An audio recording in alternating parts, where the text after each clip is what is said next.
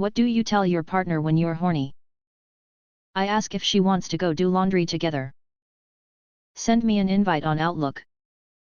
It all starts with the kissing. Get the grapefruit. I don't say anything. I just climb on top of him and whip my boobs out. He gets it. Wanna see something? She knows it's my boner every time and she is either like what's wrong with you cause it's random time or sure cause it's time. Edit. Didn't realize this would get so many likes but thanks you for the karma and letting me know I'm not the only one. Fuck me however you want. I don't really tell him anything. I just start hugging/kissing him and it works xlol. My wife puts her hair in a ponytail or bun before climbing into bed. Message received. If we're laying in bed together I just start playing with his dick and kissing him. I ask my husband if he wants to cuddle. Our dog always slept in bed with us. Unless my wife was in the mood, then he'd make himself scarce. He was a great wingman and I miss him. Edit. Dog tax. EDIT2, I know it's cliché but I wanted to say thank you to a lot of very kind Redditors for the awards. It was pointed out to me recently that apparently I ask her how long she thinks we have until friends are coming over or until the delivery food arrives. Last night she looked me in the eyes and said, "Not enough time for sex." I close and lock the bedroom door. My ex would just start randomly play with my dick until I get hard. What TV show never had a decline in quality? No one's going to mention how it's made? Faulty Towers. Blackadder. This Old House. Everybody loves Hypnotoad. Twilight Zone, the original black and white. The Joy of Painting. Rip Bob Ross. On this Thanksgiving weekend, let us remember how WKRP in Cincinnati maintained excellence through all 4 seasons. Turkeys away. Malcolm in the Middle stayed pretty tried and true. The Golden Girls. Band of Brothers. Breaking Bad. Stargate SG-1. It was a show that knew what it was. Bluey. Mr. Rogers' Neighborhood. Fight Me. Deadwood. Who got away with murder that should be in prison right now? /r/Marianne Watson. I just came across this today. It's a subreddit started by the child of a murder victim dedicated to documenting everything she knows about her mother's murderers, who happened to be her foster parents. It's an absolutely crazy story. During a custody battle in which her mother was trying to get her back from the foster home, the foster parents dismembered her mother right in front of her. She was a child at the time. The foster parents never spent a day in prison for it. Instead, they went on the run with their foster children and forced them to endure years of hellish abuse and torture. She was eventually rescued by a private investigator, and although she and the other foster kids got away from those monsters, they never got justice. The case of Marianne Watson's murder is still unsolved to this day. The foster parents were never charged for it.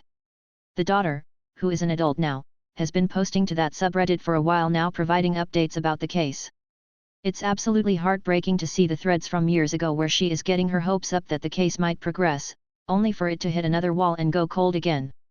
It seems she has now lost hope that the foster parents will ever be charged, and indeed, one of them has already passed away without receiving justice. She recently finished and released an autobiography about her life, called Dandelion Child, which I'd recommend reading.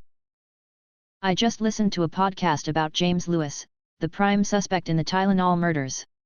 Some context: in 1982, 7 people died from taking Tylenol that had been tainted with cyanide.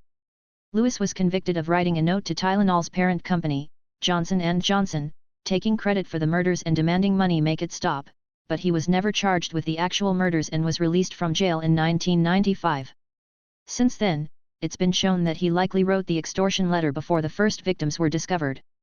He also was in possession of a guide to poisoning, and his fingerprints were found on the section about cyanide.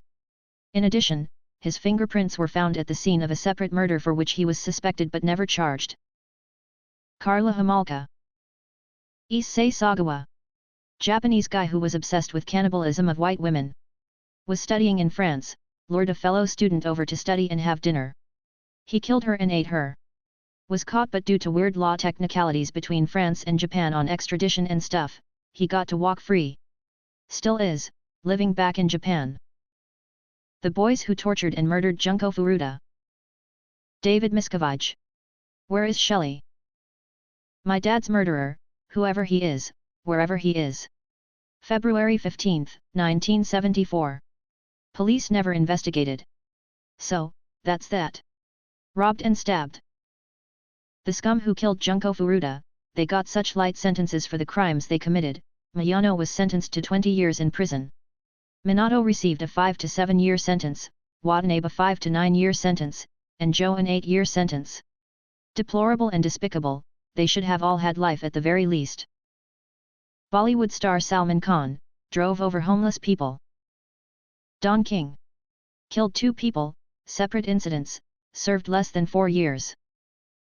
Tammy Williams, currently still on the run with a giant rose-shaped shoulder tattoo. The killer, of John Bent Ramsey. So far, whoever killed those college kids in Moscow, Idaho 2 weeks ago. That Japanese guy who ate that poor girl in France back in the day.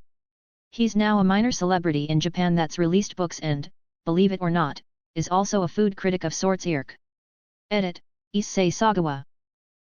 My grandmother. She's the storybook definition of the sweet southern grandma to your face, but a true snake in the grass. Our entire family believes she murdered my aunt, her oldest daughter. Even with our constant efforts, police refuse to look into it. She is however on our city's most wanted list for burglary at 78-year-old.